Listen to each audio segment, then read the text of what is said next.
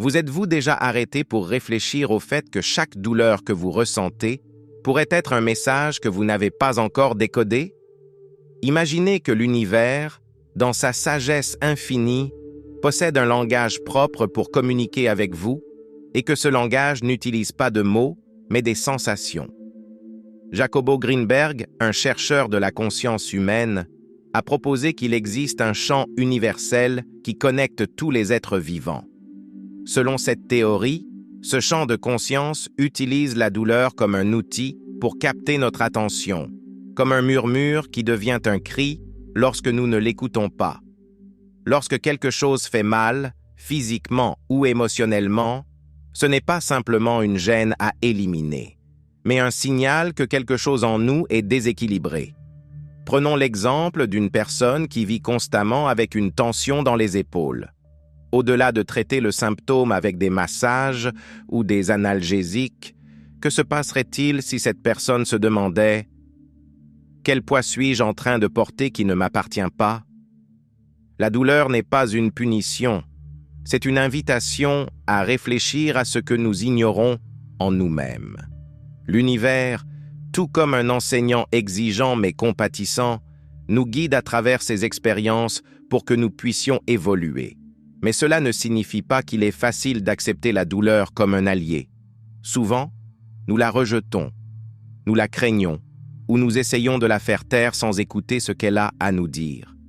Cependant, ceux qui parviennent à la voir comme un message découvrent souvent des aspects profonds d'eux-mêmes. Un exemple clair est celui de personnes traversant des ruptures amoureuses. Beaucoup d'entre elles trouvent, dans le processus de guérison, une force intérieure qu'elles ignoraient. Le véritable défi réside dans le changement de perspective. Au lieu de nous demander « Pourquoi moi ?», la question devrait être « Qu'ai-je besoin d'apprendre de cela ?» C'est un changement subtil, mais transformateur, qui ouvre la voie à une compréhension plus profonde de nous-mêmes et de notre connexion au tout. La douleur n'est pas une punition, c'est une communication. Souvent, lorsque nous faisons face à la douleur, notre première réaction est de nous demander ce que nous avons fait de mal pour la mériter. Cependant, cette pensée nous limite, car elle nous pousse à voir la douleur comme une punition, alors qu'en réalité, elle est une forme de communication. L'univers ne cherche pas à nous punir, mais utilise la douleur comme un moyen d'attirer notre attention. C'est comme un panneau de signalisation. Il n'est pas là pour nous déranger, mais pour nous avertir de quelque chose qui nécessite notre attention. Imaginez qu'une personne souffre constamment de problèmes d'estomac. Elle pourrait penser que c'est simplement quelque chose qu'elle doit accepter ou que cela est dû à son alimentation. Mais, et si son estomac essayait de lui dire autre chose? Peut-être qu'il traite des émotions non résolues, comme l'anxiété ou le stress, qui finissent par se manifester physiquement. Cela montre que la douleur n'est pas une conséquence arbitraire, mais un reflet de ce qui se passe en nous et que nous avons ignoré trop longtemps. Changer notre relation avec la douleur implique de la voir comme un enseignant. Au lieu de lutter contre elle, nous pourrions nous demander « Que veut-elle m'apprendre ?» Par exemple, lorsque nous ressentons la douleur d'une perte, ce n'est pas pour nous punir d'avoir trop aimé, mais pour nous montrer la profondeur de nos émotions et nous aider à valoriser ce qui compte vraiment. Ce changement de mentalité n'élimine pas la douleur, mais transforme notre manière de l'affronter. Lorsque nous comprenons que la douleur est une communication, nous ouvrons un espace pour nous écouter plus profondément. Plutôt que d'éteindre l'alarme avec des analgésiques ou des distractions, nous pourrions nous asseoir avec cette douleur, lui demander pourquoi elle est là et ce que nous pouvons faire pour la soulager à sa source. Ainsi, nous devenons nos propres guérisseurs, capables d'interpréter le langage de l'univers et d'agir en conséquence. Le rôle de l'énergie bloquée dans la douleur. La douleur, qu'elle soit physique ou émotionnelle, a souvent une racine plus profonde qu'il n'y paraît. Dans de nombreux cas, elle résulte d'une énergie bloquée que nous n'avons pas permis de circuler librement. Lorsque nous retenons des émotions comme le ressentiment, la culpabilité ou la peur, celles-ci s'accumulent dans notre corps, cherchant une issue. Si nous ne trouvons pas de moyens sains pour libérer ces énergies, elles finissent par se manifester sous forme de douleur ou de malaise. C'est comme essayer de contenir une rivière. Tôt ou tard, la pression trouve son chemin. Un exemple clair est celui des personnes qui ressentent un poids constant dans la poitrine, accompagné de difficultés à respirer. Cela pourrait sembler être une simple condition médicale, mais souvent, cela est lié à des émotions réprimées, comme une tristesse profonde ou un deuil non traité. Que se passerait-il si, au lieu de traiter uniquement les symptômes, nous explorions ces émotions sous-jacentes? Des activités comme tenir un journal, pratiquer le yoga ou simplement parler à quelqu'un en qui nous avons confiance peuvent aider à débloquer ces énergies et à soulager les malaises. Libérer l'énergie bloquée ne nécessite pas de méthodes complexes. Souvent, de petites actions comme marcher pieds nus dans la nature, pratiquer des respirations conscientes ou même s'autoriser à pleurer peuvent faire une grande différence. Lorsque nous permettons à l'énergie de circuler, notre corps répond avec légèreté et clarté. Il est important de se rappeler que ces pratiques ne sont pas des remèdes magiques, mais des outils pour nous reconnecter à nous-mêmes et à notre équilibre intérieur. Le véritable apprentissage consiste à comprendre que chaque blocage est une invitation à regarder en nous-mêmes. La prochaine fois que vous ressentez de la douleur, demandez-vous « Qu'est-ce que je retiens ?» Cet acte simple de remise en question peut être le premier pas pour libérer ce qui ne vous sert plus et permettre à votre énergie de circuler à nouveau, ouvrant ainsi la voie à votre bien-être. Chaque partie du corps a une signification. Le corps humain n'est pas seulement un ensemble d'organes et de systèmes, c'est aussi une carte qui reflète nos émotions et nos états intérieurs. Chaque partie de notre corps a une signification et la douleur que nous y ressentons est souvent un message codé. Par exemple, une douleur dans le bas du dos peut être liée à des soucis financiers ou au sentiment de porter plus que ce que nous pouvons supporter.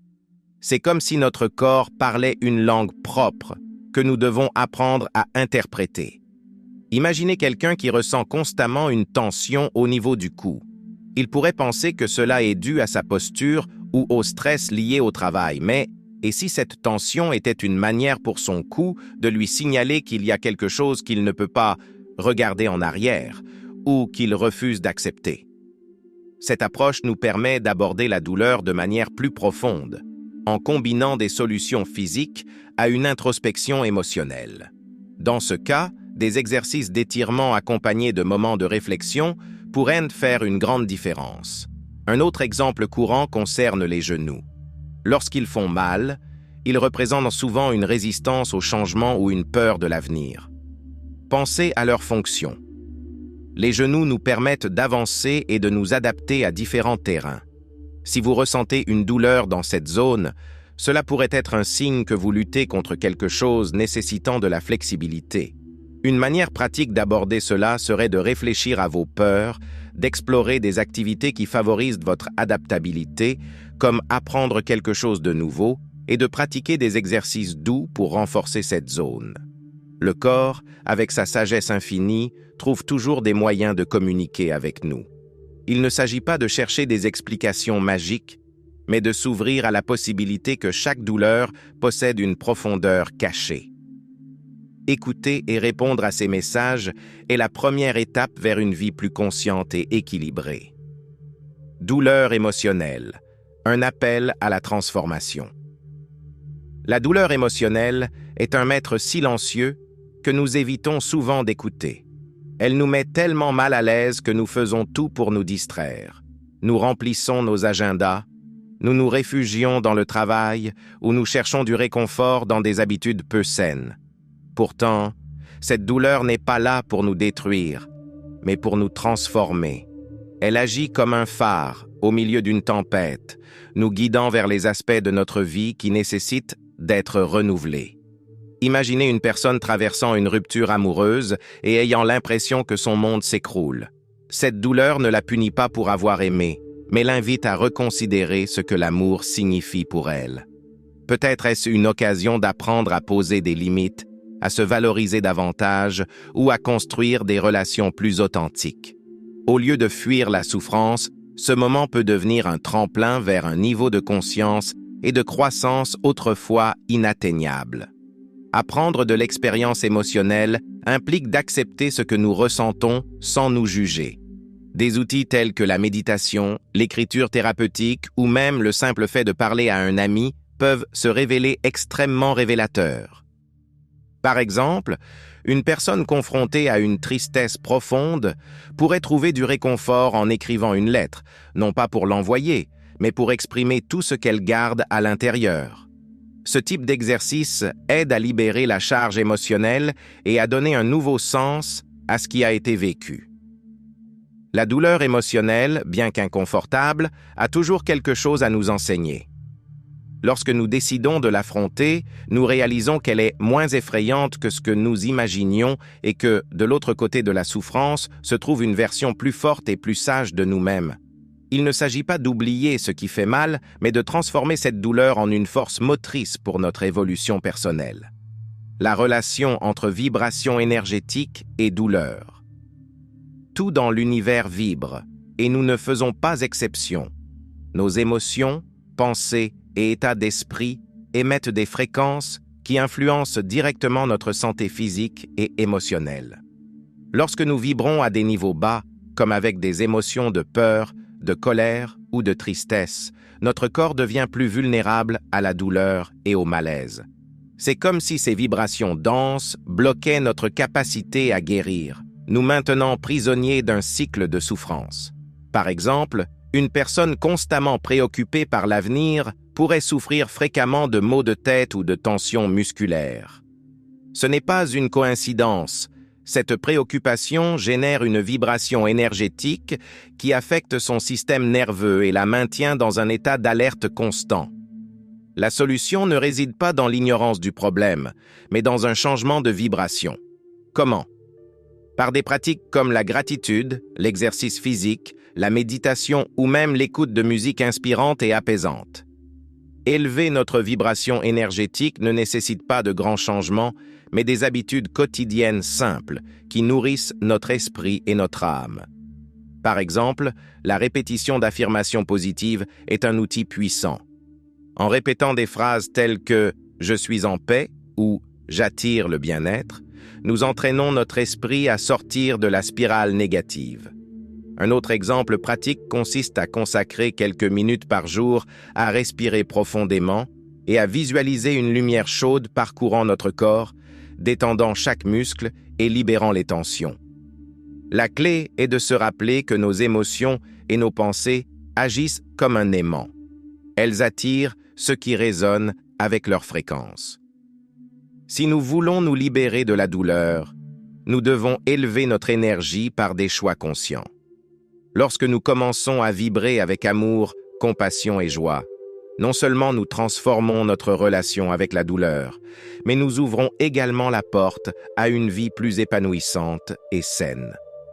Guérison intérieure, la clé pour se libérer de la douleur. Guérir ne consiste pas seulement à traiter un symptôme ou à soulager un malaise, c'est un processus profond qui commence en nous. La guérison intérieure nous invite à aller au-delà de l'évidence, à explorer les racines émotionnelles et spirituelles de la douleur. Lorsque nous comprenons que de nombreuses blessures physiques ont un composant émotionnel, nous ouvrons la porte à une libération plus complète. C'est un voyage de découverte de soi qui demande patience et engagement. Un premier pas essentiel vers la guérison intérieure est l'introspection. Prendre le temps de se demander quelles émotions ou expériences non résolues pourraient alimenter notre douleur est fondamental.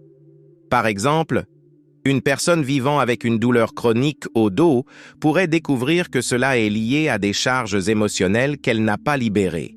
Des activités comme la tenue d'un journal émotionnel ou la pratique de méditation guidée peuvent aider à identifier ces blocages internes et à commencer à les libérer. Le pardon joue également un rôle crucial dans ce processus. Souvent, le ressentiment que nous gardons envers les autres ou même envers nous-mêmes devient un obstacle à notre guérison. Pardonner ne signifie pas justifier, mais se libérer du poids qui nous maintient liés au passé. Un exercice simple mais efficace consiste à écrire une lettre de pardon, qu'elle soit destinée à quelqu'un d'autre ou à soi-même, puis à la détruire comme un acte symbolique de libération. La guérison intérieure n'est pas une destination, mais un chemin continu. À chaque pas que nous faisons, non seulement nous apaisons la douleur, mais nous renforçons également notre connexion avec notre essence la plus profonde. Ce processus nous apprend qu'en prenant soin de notre esprit et de notre âme, nous créons l'espace nécessaire pour que le corps retrouve son équilibre et son bien-être. Traumatisme et héritage énergétique. La douleur que nous ressentons n'est pas toujours entièrement la nôtre. Parfois, nous portons des cicatrices invisibles héritées des générations passées. Les traumatismes et les schémas énergétiques familiaux peuvent se transmettre comme un héritage non désiré. Cela se produit parce que les émotions et expériences intenses laissent une empreinte dans le champ énergétique qui, d'une manière ou d'une autre, continue de résonner chez les descendants. Vous êtes-vous déjà demandé pourquoi certains comportements ou douleurs semblent se répéter dans votre famille? Un exemple clair est celui des familles où la précarité économique semble être une constante. Même si les circonstances changent, la peur de manquer de ressources persiste comme un écho énergétique. Ce type d'héritage n'est pas permanent, mais nécessite une prise de conscience pour être brisé. Une première étape consiste à explorer l'histoire familiale, identifier les schémas répétitifs et travailler sur des exercices de libération, tels que la méditation axée sur la coupure des liens énergétiques ou les constellations familiales. Un autre aspect crucial est de guérir nos propres traumatismes pour éviter de perpétuer ces énergies. Imaginez quelqu'un ayant vécu une enfance marquée par des critiques constantes. Il est probable que cette personne projette inconsciemment ses insécurités dans ses relations futures ou même sur ses enfants. La clé réside dans l'identification de ces traumatismes et le travail sur eux, que ce soit à travers une thérapie psychologique, des pratiques de pleine conscience ou encore des techniques comme l'écriture thérapeutique pour libérer ce qui a été enfoui. Se libérer des traumatismes et des héritages énergétiques n'est pas un processus immédiat, mais il est profondément transformateur. Chaque fois que vous brisez un schéma, vous ne guérissez pas seulement votre propre vie, mais libérez également les générations futures. Ce travail demande du courage et de l'engagement, mais ses fruits sont inestimables. Un sentiment accru de liberté, d'équilibre et la possibilité de construire une vie sans les poids du passé. La douleur comme porte d'entrée vers le présent. La douleur a une qualité unique. Elle nous oblige à nous arrêter. Dans un monde où tout semble avancer à un rythme effréné, la souffrance agit comme un frein inattendu, nous ramenant à l'instant présent. Lorsque nous ressentons de la douleur, qu'elle soit physique ou émotionnelle, notre esprit cesse de vagabonder entre le passé et le futur pour se concentrer sur ce que nous vivons ici et maintenant. C'est un appel à l'attention qui, bien que désagréable, peut être profondément transformateur. Cela nous force à faire une pause, à abandonner la distraction et à prendre conscience de notre réalité intérieure et extérieure. Comme si, en ressentant la douleur, notre corps nous rappelait que nous sommes vivants. Et dans ce rappel réside une précieuse opportunité de vivre avec davantage de conscience. Pensez à une personne souffrant d'anxiété chronique. Ces pensées sont souvent emprisonnées dans des « et si » concernant le futur ou dans des « pourquoi cela est-il arrivé » liés au passé. Dans de tels cas, l'esprit est coincé dans un cycle de projection et d'inquiétude qui nous éloigne du présent. Cependant, lorsque la douleur se manifeste, que ce soit par une pression dans la poitrine ou un nœud à l'estomac, l'attention revient au corps, à l'instant présent. Cette interruption des pensées peut être inconfortable, mais c'est précisément dans ces moments que nous pouvons commencer à travailler avec ce que nous avons, ici et maintenant.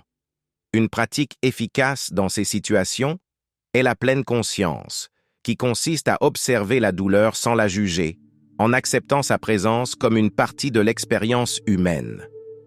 Grâce à la pleine conscience, nous pouvons ressentir sans nous identifier à la souffrance, la reconnaître sans la laisser nous contrôler. Se reconnecter au présent à travers la douleur ne signifie pas se résigner à un état de souffrance perpétuelle, mais utiliser cette sensation comme une opportunité de réflexion et de croissance. Par exemple, une personne traversant une perte peut trouver du réconfort en se concentrant sur de petits moments de gratitude quotidienne, comme savourer une tasse de thé chaud ou sentir la chaleur du soleil sur son visage. Ces pratiques simples n'éliminent pas la douleur, mais permettent de trouver des instants de paix au milieu de la tempête. En se concentrant sur ce qui se passe dans le moment présent, cette personne peut commencer à reconstruire sa vie pas à pas, développant une nouvelle perspective qui lui permet de voir la beauté dans les petites choses, même en pleine adversité. La douleur nous enseigne à vivre avec davantage d'authenticité, car elle nous invite à mettre de côté les distractions et à affronter l'essentiel. Dans le moment présent, nous trouvons des réponses qui passaient auparavant inaperçues et développons une nouvelle appréciation de la vie telle qu'elle est. C'est une leçon profonde. Lorsque nous cessons de courir après le futur ou le passé et que nous acceptons la douleur comme une partie de notre expérience humaine, nous pouvons commencer à comprendre notre objectif avec plus de clarté. Cet état d'esprit nous permet d'avancer avec plus de lucidité et de détermination, même lorsque le chemin semble difficile. En vivant dans le présent, nous nous autorisons à ressentir ce que nous ressentons, à être qui nous sommes, sans jugement ni précipitation. C'est le premier pas pour trouver la paix au milieu du chaos et, peut-être, exactement ce dont nous avons besoin pour avancer vers une version plus accomplie de nous-mêmes. Cycle de résistance. Lorsque lutter contre la douleur la prolonge. L'une des réactions les plus courantes face à la douleur est de lui résister. Nous la percevons comme un ennemi à vaincre à tout prix, en luttant pour la supprimer, l'ignorer ou fuir sa présence. Mais cette résistance, loin de soulager la souffrance, tend à la prolonger. C'est comme tenter d'éteindre un feu en y jetant de l'essence. La lutte constante alimente le cycle, intensifiant la sensation de mal-être. Imaginez une personne souffrant d'anxiété récurrente. Au lieu d'accepter ce qu'elle ressent, elle essaie de l'éviter à tout prix. Elle s'occupe excessivement au travail, évite les situations susceptibles de déclencher son anxiété ou même adopte des habitudes peu saines pour engourdir ses émotions. Sans s'en rendre compte, ce comportement renforce la perception que l'anxiété est une menace à éliminer, ce qui perpétue le problème. Dans ce cas, accepter les émotions comme une partie du processus pourrait être le premier pas vers la guérison. L'acceptation ne signifie pas la résignation, mais un changement dans la manière dont nous nous rapportons à la douleur. Un outil utile pour cela est la pratique de la respiration consciente.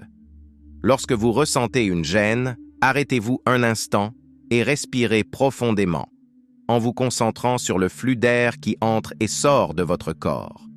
Cet acte simple vous aide à rester dans l'instant présent et à observer votre expérience sans y ajouter des couches de jugement ou de résistance. C'est un rappel que vous n'avez pas besoin de lutter contre ce que vous ressentez.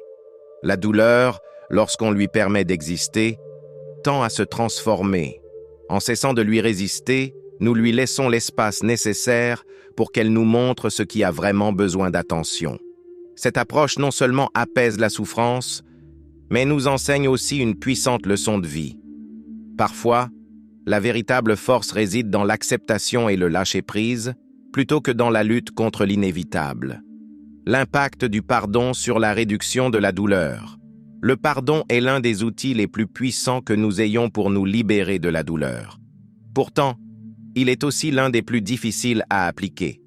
Entretenir du ressentiment ou de la rancune envers quelqu'un, ou même envers nous-mêmes, crée un poids émotionnel qui peut se manifester physiquement sous forme de tension, de douleur chronique ou de fatigue. L'acte de pardonner n'a pas pour but de libérer les autres, mais de nous libérer nous-mêmes de cette prison invisible que nous construisons avec nos émotions non résolues. Par exemple, une personne souffrant depuis des années de douleurs dans le haut du dos pourrait découvrir qu'elles sont liées au poids émotionnel d'une ancienne trahison qu'elle n'a pas réussi à lâcher. En pratiquant le pardon, il ne s'agit pas de justifier ce qui s'est passé, mais de décider consciemment que cet événement ne continuera pas à affecter son bien-être.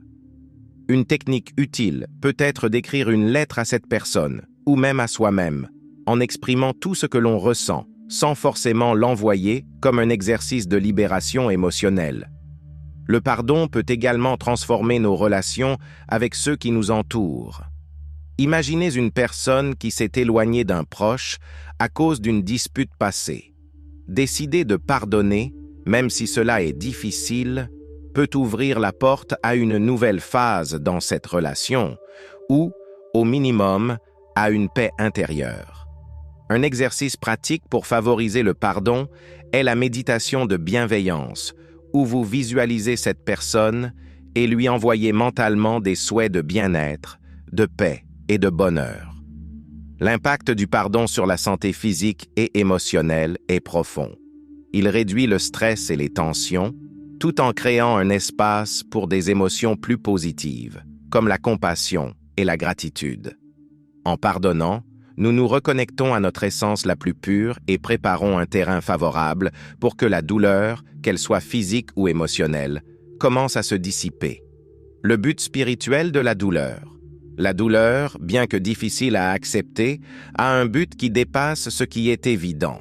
Dans le domaine spirituel, elle est considérée comme un catalyseur, un guide qui nous pousse vers notre objectif de vie. Loin d'être une punition, la douleur agit comme un miroir qui nous montre les zones où nous avons perdu notre connexion avec notre essence ou avec le chemin que nous devrions suivre. C'est comme un mentor exigeant qui, bien que sévère, agit pour notre bien. Imaginez quelqu'un piégé dans un travail qu'il déteste, mais qu'il ne quitte pas par peur du changement. Le stress constant et les problèmes de santé qui en découlent pourraient être un signe que l'univers tente de le rediriger vers quelque chose de plus aligné avec son but. Dans ce cas, écouter son corps et explorer de nouvelles possibilités, comme se lancer dans un projet qui l'inspire vraiment, pourrait être le véritable message derrière son malaise. Découvrir le but spirituel de la douleur nécessite une combinaison d'introspection et d'action. Se poser des questions comme « Que puis-je apprendre de cette expérience ?» ou « Quels aspects de ma vie nécessitent un changement ?» est un bon point de départ. Des outils comme la méditation, le journal intime ou même des séances de thérapie peuvent nous aider à identifier les schémas qui nous maintiennent coincés. Ce processus ne supprime pas immédiatement la douleur, mais la transforme en allié plutôt qu'en ennemi. Le but de la douleur n'est pas de nous écraser, mais de nous aider à trouver notre meilleure version. Chaque fois que nous faisons face à la souffrance, avec cette perspective, nous renforçons notre connexion avec notre essence spirituelle et acquérons une plus grande clarté sur le chemin à suivre.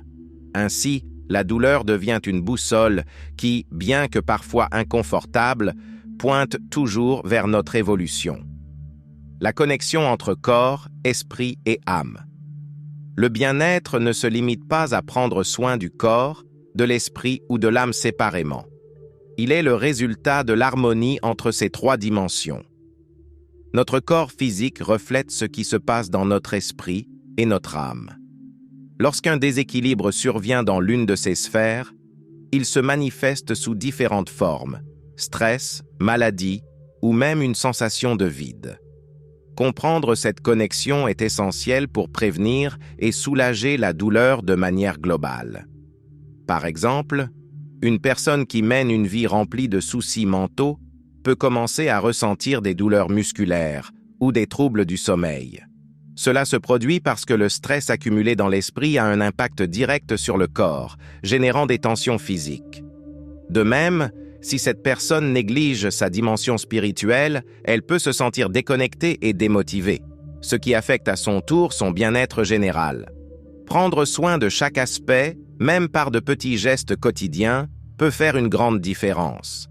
Intégrer corps, esprit et âme ne nécessite pas de changements radicaux, mais des pratiques simples et cohérentes. Des activités comme la méditation, le yoga ou même la marche en pleine conscience peuvent renforcer cette connexion. Par exemple, une personne qui commence sa journée par une brève méditation peut remarquer que son esprit devient plus clair, son corps plus détendu et son humeur plus positive. Ces pratiques ne bénéficient pas seulement à une seule dimension, mais servent de pont pour les trois. L'équilibre entre corps, esprit et âme nous rappelle que nous sommes des êtres complets et non des fragments séparés.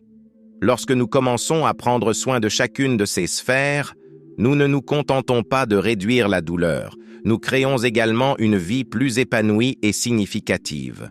Cette approche globale nous permet d'affronter les défis avec plus de résilience et de trouver un état de paix durable. L'importance de la gratitude dans le processus de guérison. La gratitude possède un pouvoir transformateur que nous sous-estimons souvent, en particulier lorsque nous faisons face à la douleur.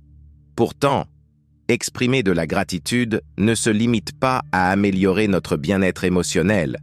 Cela peut également accélérer le processus de guérison.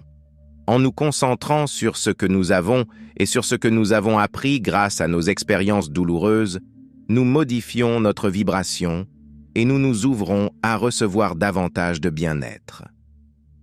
La gratitude devient alors un baume qui apaise les blessures de l'âme. Par exemple, lorsque nous traversons une période difficile, il est facile de tomber dans le piège de ne voir que le négatif. Cependant, en faisant l'effort conscient de trouver une raison d'être reconnaissant, nous commençons à changer notre perception. Remercier pour une petite victoire, comme avoir accompli une tâche ou simplement avoir passé une journée sans douleur, peut faire une grande différence. Cet acte de gratitude ne fait pas disparaître la souffrance, mais il en allège le poids et nous aide à voir la situation avec plus de clarté.